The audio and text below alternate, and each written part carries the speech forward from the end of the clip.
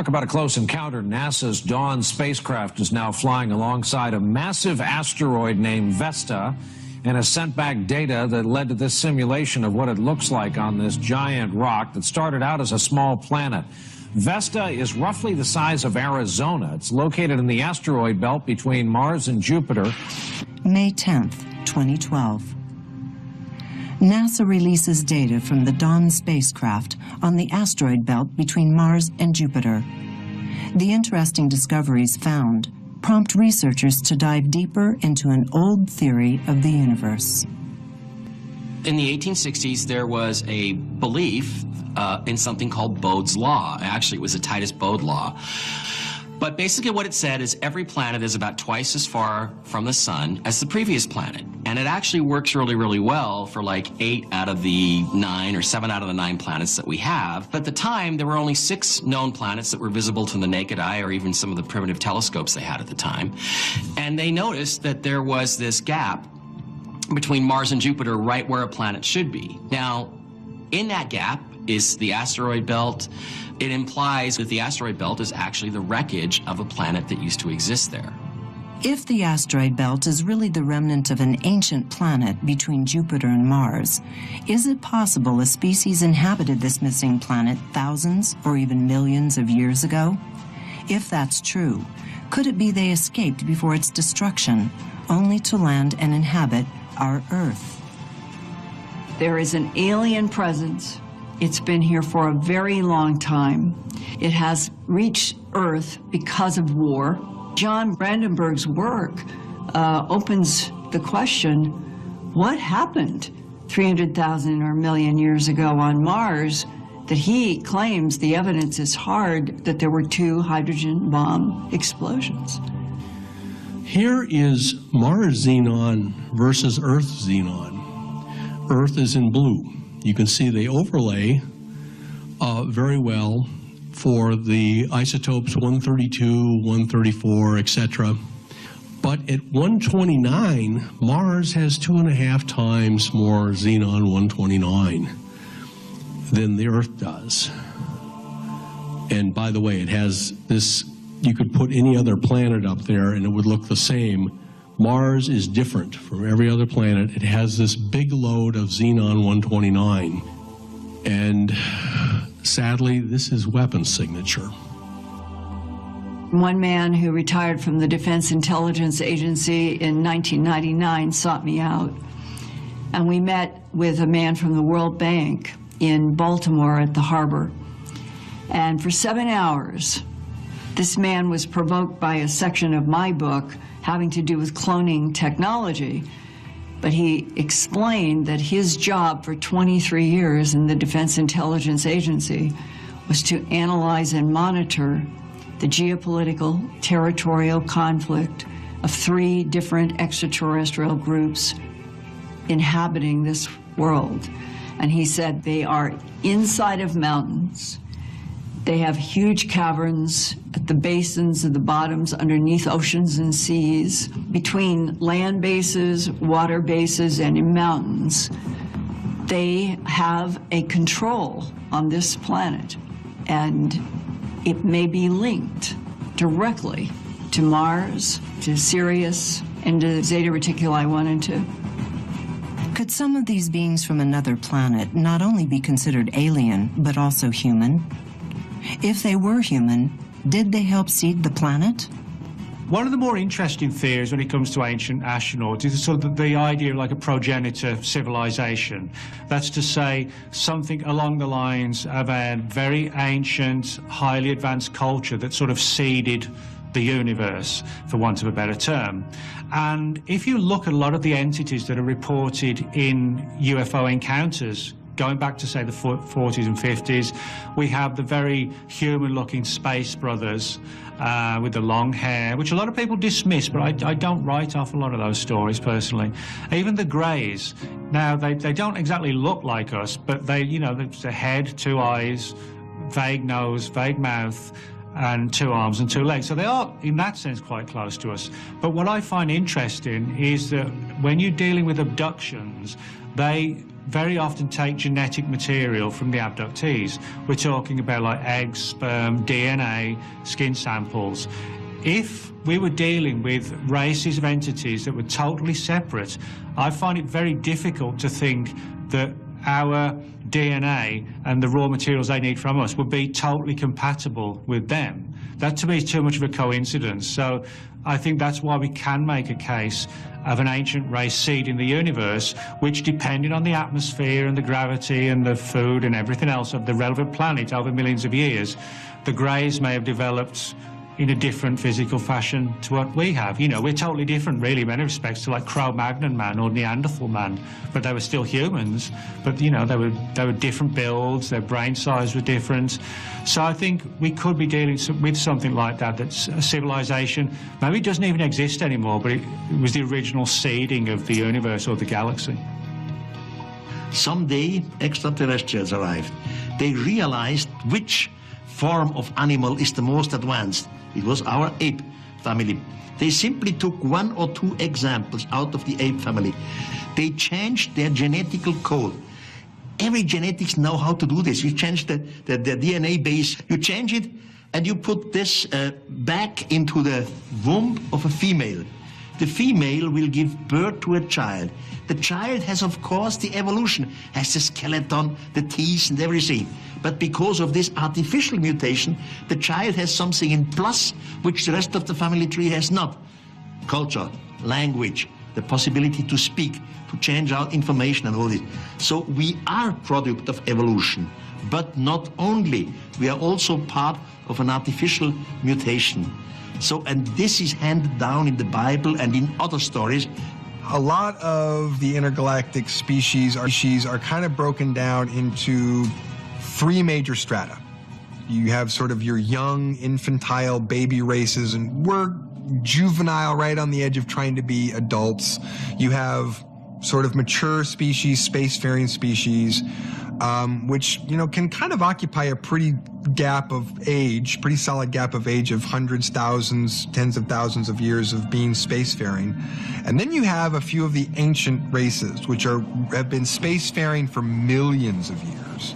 And there is this real difference in who and what they are and they do. And so if you're kind of in the middle strata, the attitude about, you know, those in the upper, the ancient strata is, it's not up to us to decide what their business is. They obviously do what they want, how they want, but their reputation is that they're just going around tinkering with DNA. They're still working on these long-term upgrading plans.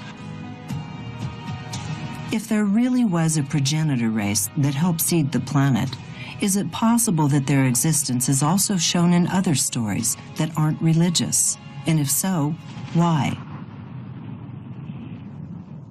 Gene Roddenberry was the writer and producer of Star Trek, the first series. I think he wrote the very first show in the Star Trek series, which was incredibly interesting, about how the Enterprise goes out and finds evidence of a progenitor race all throughout the solar system and the galaxy. Gene Roddenberry was interested in the idea of a progenitor race because he was involved with people like a group called the Nine in the 1960s who were actually channeling supposedly extraterrestrial entities who told him about this idea that the human race was not natural, was not from the earth, it was actually brought here. And that I believe and suspect, and people have suspected this for a long time and implied, that basically he was asked to put this stuff into the Star Trek mythology as part of the Brookings Report kind of educational process of getting everybody in the world to get used to these ideas that there have been aliens here for a long time. Could it be that the government is trying to educate us on the fact that there might be a progenitor race out there? If this is true, is there physical evidence in the universe that supports their existence among us?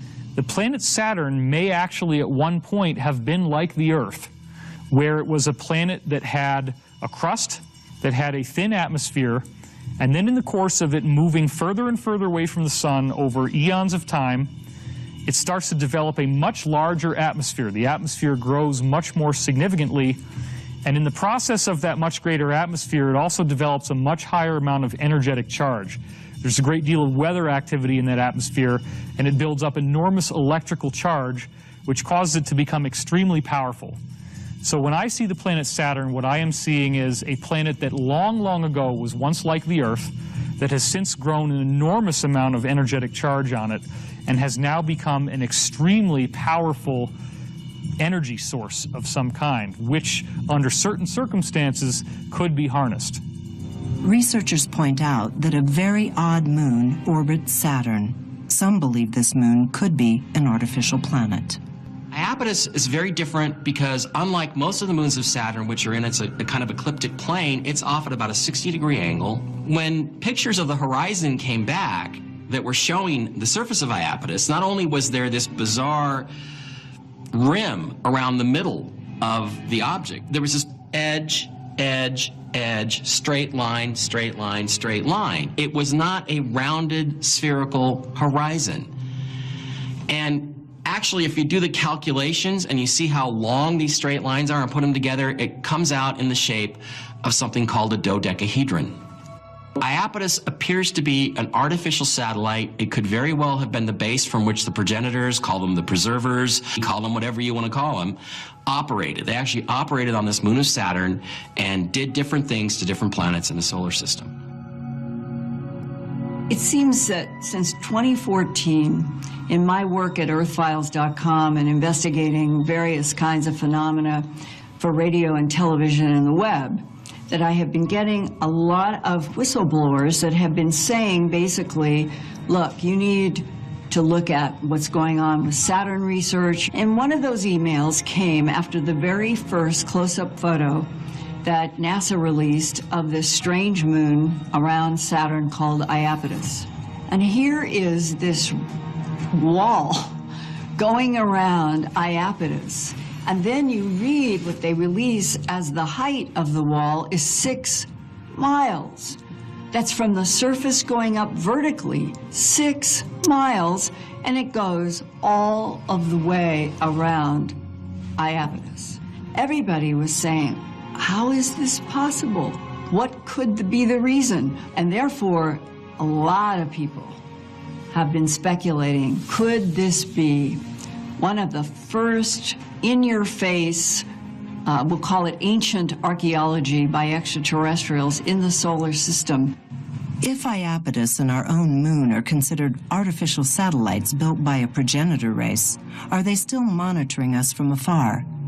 If so, could it be they're monitoring the possible destruction of our planet? The ancients tell us that there are something called a great galactic year, or this is a 25,920-year cycle. Each one of these great years is actually divided into 4 sections: a golden, a silver, a bronze, and an iron age.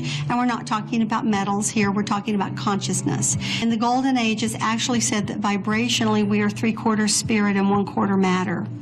In the Silver Age, we're like 2/3 and 1/3.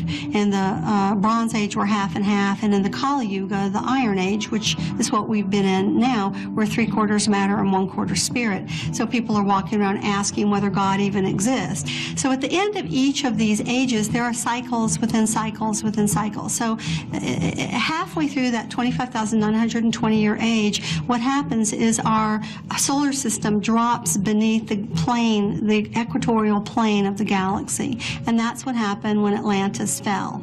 And it was sort of like the end of an entire age. And we reverted back to having to try to survive. And since many animals didn't survive, crops, plants, of course, there was a lot of starvation for a long time. Many of the gods remained in order to try to put the world back together and to bring food. This is who Osiris was, you know, the great green god who traveled around and brought food to people and taught planting, and this is why he was so beloved by the people. And then eventually we move up century after century after century after century. So here we are at the end of another 12,000-year cycle, about half of that 25,920 years, and we're beginning to pass through the equatorial plane of the equator, the galactic equator once again, which takes between 1,000 and 1,500 years. Could a progenitor race be trying to connect with us? And if so, why? I am absolutely convinced this planet is under observation again. Somebody is watching us. Somebody is studying us, our languages. They want to speak with us. We know that there's probably going to be a pole shift in our lifetime, and nobody, not only those of us who live on this planet, but those who have been rooting for the consciousness of this planet from the Galactic Federation want to see us have to start over. They don't want to see us crash and burn and have to go back to caveman days and make our way back up the evolutionary ladder. We've come too far.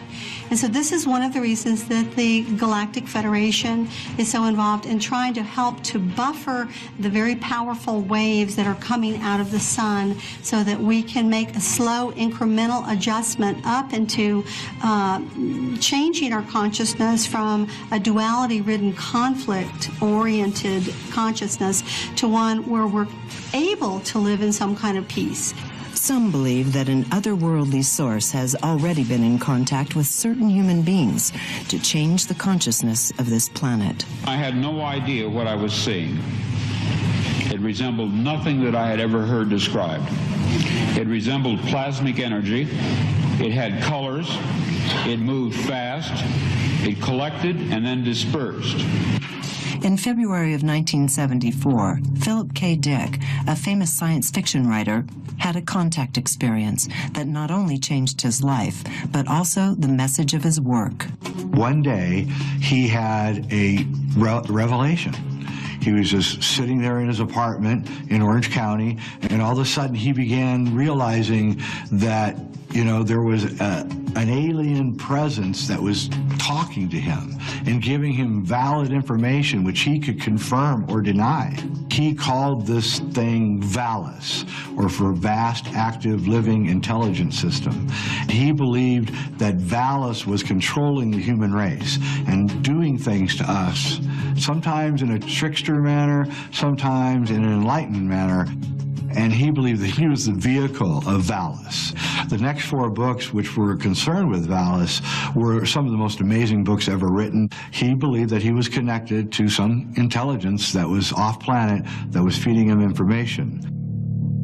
Philip K. Dick was one of the foremost and most important and visionary science fiction writers ever. For example, one of his books was turned into Blade Runner, the hit movie with Harrison Ford. Also, the Adjustment Bureau with Matt Damon was based on a short story that he wrote, and also Minority Report with Tom Cruise. But what's particularly interesting is that there's sort of a crossover with Philip K. Dick between the world of science fiction and what could be some sort of aspect of the UFO phenomenon. And this very much revolves around his book Valis and the idea that he was essentially sort of mainlined information from extraterrestrials. And he talked about this on a number of occasions where he felt that sort of putting concepts and ideas out there that may not actually have all been coming from him, essentially been downloading unknowingly information and concepts and ideas that some other intelligence may have wanted to get into the public domain for us to think about, to see and ponder upon. If Philip K. Dick did have a contact experience with an otherworldly presence, what were they trying to convey and why? What Philip K. Dick tapped into was an ancient theology known as Gnosticism. And what the Gnostics believed was that we are living in a fake world, ruled by a fake God, who is using us for some mysterious reason. But everything around us is fake. And that was the revelation that Dick had with Valis, that we're living in a phony, fake reality, just like the Gnostics, and that we're ruled by the demiurge, or this false God. When he came out with this stuff, he actually caused a resurgence of interest in Gnosticism. In the late 90s, 2 movies actually came out which were heavily influenced both by Dick and by Gnosticism. The first one came out in '98, which is Dark City, and then a year later, another movie came out called The Matrix, which was even more mind-blowing than Dark City because it went into the whole idea of a robot intelligence kind of controlling us, an AI that controls machines that come after us, and that there's agents who can leap into bodies and leap out of bodies, which is a very Gnostic concept. this kind of resurgence in Gnostic attitudes began, and it's now really reaching full force. Gnosticism is one of the most influential theologies right now in movies and in books and all over the place. Researchers report that Philip was no longer just writing about government conspiracies and alternative realities. He was living it. He became extremely worried after his home was broken into several times and his phone tapped. After his mysterious death in 1982, experts thought it might be possible the government became aware of his involvement with an extraterrestrial source. Philip K. Dick was referenced by a ring laser physicist to me who was working at Wright-Patterson, and this was in 1982. And I'm working on a film about astronaut training in Colorado at Lockheed Martin. I am looking for a laboratory, and I'm at Ball Aerospace. That's how innocent this is. With me were 3 or 4 other people who were there for work. And one of them was a man, it said Wright-Patterson ring laser. It had a laboratory name on his name tag. So when we had a break, I just said, I see that you're from Wright-Patterson. I wonder if I could ask you a question. You're working in ring lasers. Have you ever dealt with any kind of an assignment about UFOs and ETs? He said, we are in a universe that is teeming with life. And there are technologies that can bend space and time point to point. And there is a writer named Philip K. Dick who wrote in one of his books an absolutely accurate description of what I know to be true out there. If you can control gravity, space, and time, you can be at this point and you want to go to this point. It doesn't matter if it's 1 billion light years, 10 billion light years. You just make the technology take the point where you are to the point where you want to go in the universe, and you close it. And you can build a doorway on the planet that you're beginning on. And on the other side of the doorstep, you can be in another planet a light years away. He said, this is happening in our universe now.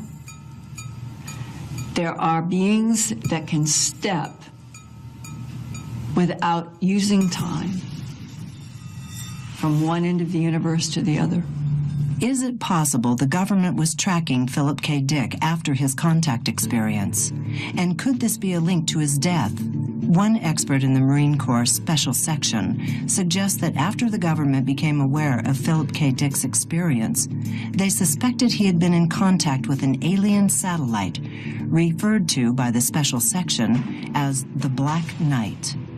I went ahead and looked up the USMCSS files on the Black Knight because there seemed to be a connection there. Philip K. Dick was in fact beamed by the Black Knight, which is this alien satellite, extraterrestrial satellite that's been floating around the planet in a polar orbit. It's in a very odd pattern, so it's hard to follow, hard to predict exactly, and it's fairly small. Astronaut Gordon Cooper did get to fly by it in his journey around the orbit of the planet. He said that it was black and green, was blackish, had a greenish light to it, but otherwise, and seemed to be kind of glowing or pulsing and seemed to have, a presence to it. But that was about all he noticed. And there it goes. But what we have determined over time by having our own specialists, kind of try and look at it and communicate with it, what we know is it is a satellite of much, much ancient origin. Some people have said 13,000 years. We don't think so. We think over 100,000 years. It does seem to have an operational artificial intelligence on board, which has been recording data and information on planet Earth for a long time, for as long as it's been here.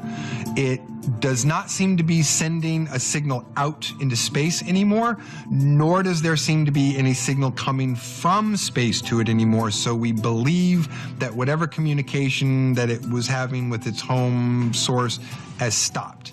We also suspect, because of the nature of that the civilized source has stopped. So it's just floating around. It's failing, right? It's an artificial intelligence, a computer system, an electronic mechanical system that's failing because it's really old. So it's sputtering information, and we don't know why it's talking to people. It's going to start reaching out to whoever's closest and start talking to them. Maybe it really doesn't understand our language, so communicating in memories and images and things that it's recorded, maybe all it knows how to do. Philip K. Dick, it beamed information to him. They definitely communicated with him. All the books and stuff that he was writing was just all this, weird sort of stream of consciousness download that was a combination of what was coming into his brain and how his own creative process was dealing with it and how he was interacting with it. And it's just going to keep doing that. It's just going to keep talking to people and beaming things into people's brains until it shuts off or we do something about it.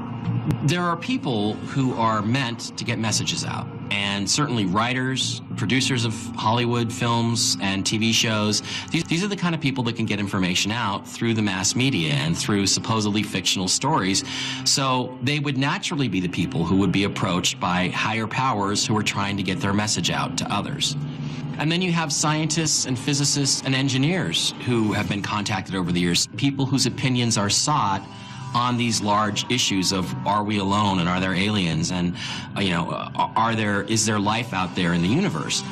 If certain influential people are in contact with an AI satellite, is it possible that the government is keeping tabs on who they are and what they're receiving?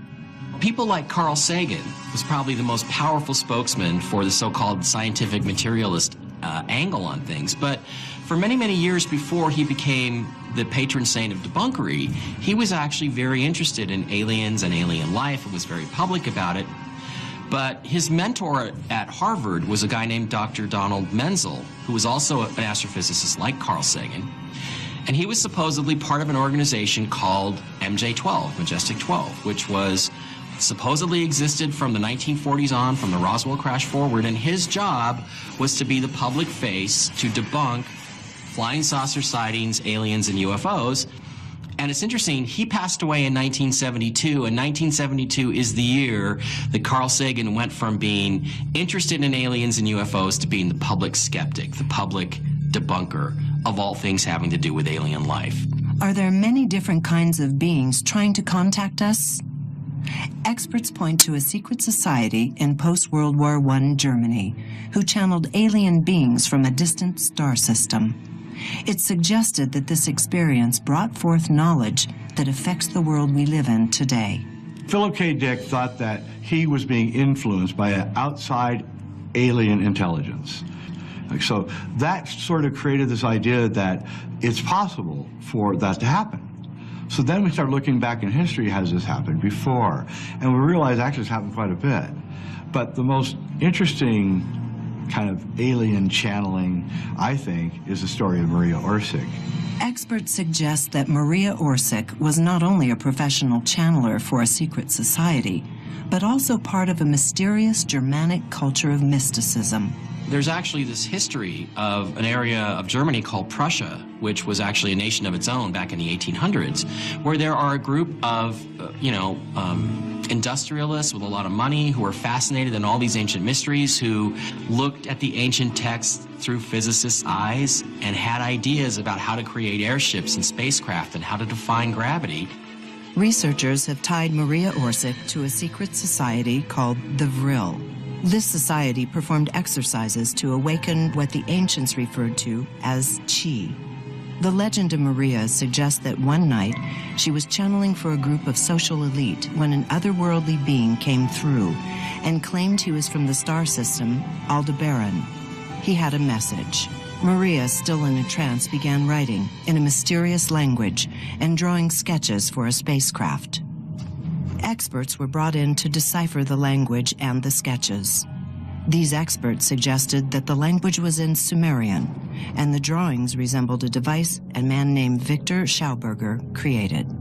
During the early 1920s, Schauberger had invented something called the repulsine, which was a disc-shaped object that used various air vortexes that defied the laws of physics. Maria not only drew almost his exact invention, but gave instructions on how it would work, written in a Sumerian language. Maria Orsich made sketches, and they were kind of very technical in nature, something that a woman of her background would probably not really have a great knowledge of. And actually from those sketches, the Vril Society actually made different prototype devices, craft. One of them was called the RFZ-2, that actually flew. The legend continues that Maria gave the drawings and Sumerian texts acquired from her channeling to Rudolf Hess, hoping to continue the funding. But experts suggest that Hess used this as an opportunity to advance his career with the Nazi Party. Rudolf Hess was a deputy to Hitler and had been one of the mainstays of the rising Nazi Party. By the time the war started, Hess, who, by the way, was very steeped in occultism, he was into big for the spiritualism and everything else. Experts suggest that Maria's contact experience could have united a world in peace, and that was the purpose of the beings from Aldebaran reaching out to Maria. They had everything that they needed to actually build flying saucers. They had the reactor that would create the anti-gravity effect.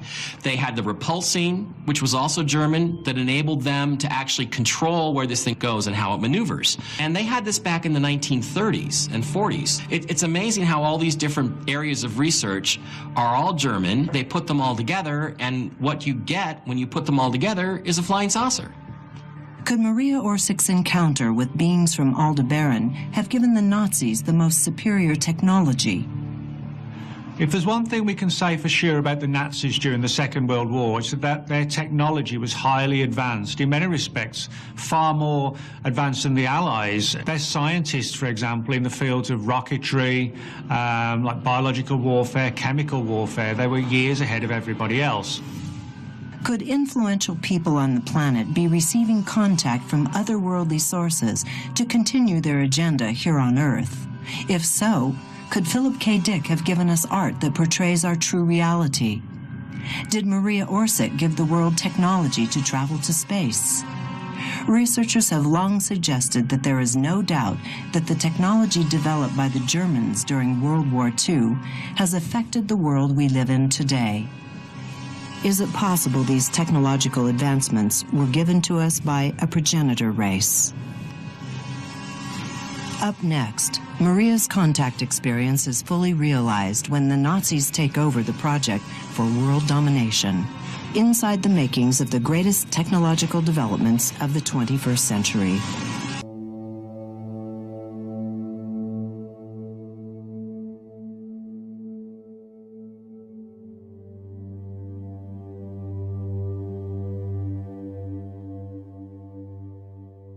From the sun as the previous planet. And it actually works really, really well for like 8 out of the 9 or 7 out of the 9 planets that we have. But at the time, there were only 6 known planets that were visible to the naked eye, or even some of the primitive telescopes they had at the time. And they noticed that there was this gap between Mars and Jupiter right where a planet should be. Now, in that gap is the asteroid belt. It implies that the asteroid belt is actually the wreckage of a planet that used to exist there. If the asteroid belt is really the remnant of an ancient planet between Jupiter and Mars, is it possible a species inhabited this missing planet thousands or even millions of years ago? If that's true, could it be they escaped before its destruction, only to land and inhabit our Earth? There is an alien presence. It's been here for a very long time. It has reached Earth because of war. John Brandenburg's work opens the question, what happened 300,000 or a million years ago on Mars that he claims the evidence is hard that there were 2 hydrogen bomb explosions? Here is Mars inhabiting this world. And he said they are inside of mountains. They have huge caverns at the basins and the bottoms underneath oceans and seas, between land bases, water bases, and in mountains. They have a control on this planet, and it may be linked directly to Mars, to Sirius, and to Zeta Reticuli 1 and 2. Could Could some of these beings from another planet not only be considered alien, but also human? If they were human, did they help seed the planet? One of the more interesting theories when it comes to ancient astronauts is sort of the idea of like a progenitor civilization. That's to say, something along the lines of a very ancient, highly advanced culture that sort of seeded the universe, for want of a better term. And if you look at a lot of the entities that are reported in UFO encounters, going back to, say, the 40s and 50s, we have the very human-looking space brothers with the long hair, which a lot of people dismiss, but I don't write off a lot of those stories, personally. Even the Greys. Now, they don't exactly look like us, but they, you know, there's a head, 2 eyes, vague nose, vague mouth, and 2 arms and 2 legs. So they are, in that sense, quite close to us. But what I find interesting is that when you're dealing with abductions, they very often take genetic material from the abductees. We're talking about like eggs, sperm, DNA, skin samples. If we were dealing with races of entities that were totally separate, I find it very difficult to think that our DNA and the raw materials they need from us would be totally compatible with them. That to me is too much of a coincidence. So I think that's why we can make a case of an ancient race seed in the universe, which, depending on the atmosphere and the gravity and the food and everything else of the relevant planet over millions of years, the Greys may have developed in a different physical fashion to what we have. You know, we're totally different, really, in many respects, to like Cro-Magnon man or Neanderthal man, but they were still humans. But, you know, they were different builds, their brain size was different. So I think we could be dealing with something like that, that's a civilization. Maybe it doesn't even exist anymore, but it was the original seeding of the universe. Xenon versus Earth xenon. Earth is in blue. You can see they overlay very well for the isotopes 132, 134, etc. But at 129, Mars has 2.5 times more xenon 129 than the Earth does. And by the way, it has this, you could put any other planet up there and it would look the same. Mars is different from every other planet. It has this big load of xenon 129. And sadly, this is weapons signature. One man who retired from the Defense Intelligence Agency in 1999 sought me out, and we met with a man from the World Bank in Baltimore at the harbor. And for 7 hours, this man was provoked by a section of my book having to do with cloning technology. But he explained that his job for 23 years in the Defense Intelligence Agency was to analyze and monitor the geopolitical, territorial conflict of 3 different extraterrestrial groups.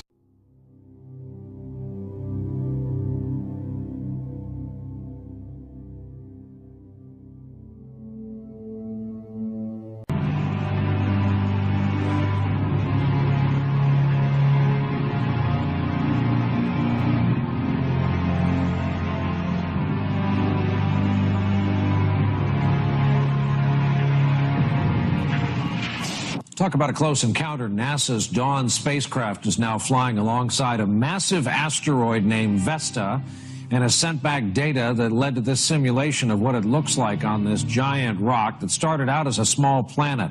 Vesta is roughly the size of Arizona. It's located in the asteroid belt between Mars and Jupiter. May 10th, 2012. NASA releases data from the Dawn spacecraft on the asteroid belt between Mars and Jupiter. The interesting discoveries found prompt researchers to dive deeper into an old theory of the universe. In the 1860s, there was a belief in something called Bode's Law. Actually, it was the Titus Bode Law. But basically what it said is every planet is about twice as far